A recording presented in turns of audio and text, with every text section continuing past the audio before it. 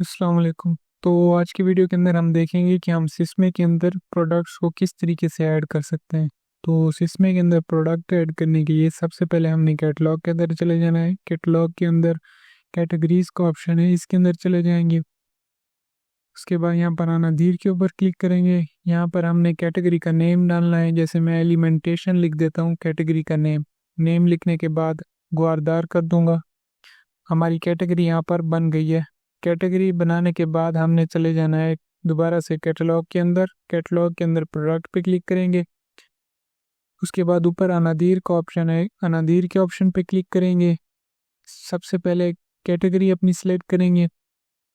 उसके बाद प्रोडक्ट का नेम लिखेंगे, जैसे मेरे पास ये प्रोडक्ट है पेप्सी, मैंने उसका नेम लिख दिया।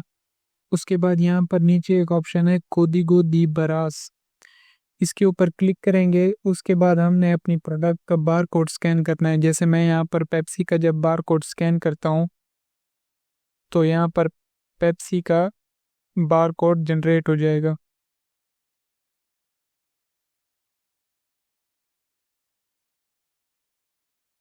पेप्सी का बार कोड जनरेट हो गया। उसके बाद मैं यहाँ पर इसकी प्राइस लिखूंगा। प्राइस मैं इसकी लिख देता हूँ 3 यूरो। 3 यूरो लिखने के बाद यहाँ पर टैक्स परसेंटेज ये 10% टैक्स होगा। उसके बाद ये प्राइस के सामने ये जो डब्बे का निशान है इसको हमने लाजमी टिक रखना है। अगर इसको टिक नहीं रखेंगे तो हमारा जो 10% टैक्स होगा वो इस अमाउंट से कट हो जाएगा, मतलब जो हमने सेल अमाउंट होगी हमारी वो कम हो जाएगी। तो इसको हमने चेक लाजमी रखना है। उसके बाद इसको गुआरदार कर देंगे। इसी तरीके से दूसरी प्रोडक्ट मैं ऐड करना करूँगा। उसके लिए मैंने दोबारा से अनादीर के ऊपर क्लिक करना है। यहाँ पर कैटेगरी सेलेक्ट करूँगा, प्रोडक्ट का नेम लिखूँगा।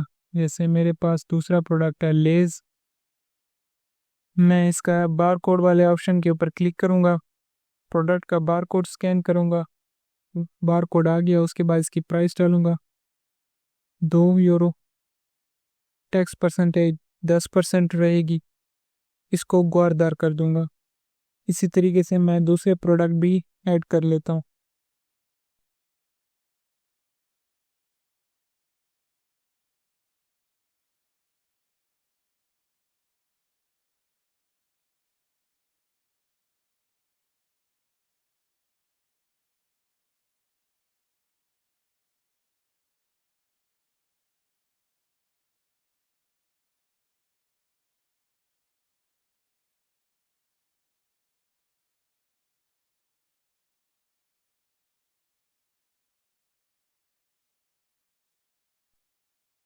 मैंने यहाँ पर प्राइसेस सबकी ऐड कर दिए हैं।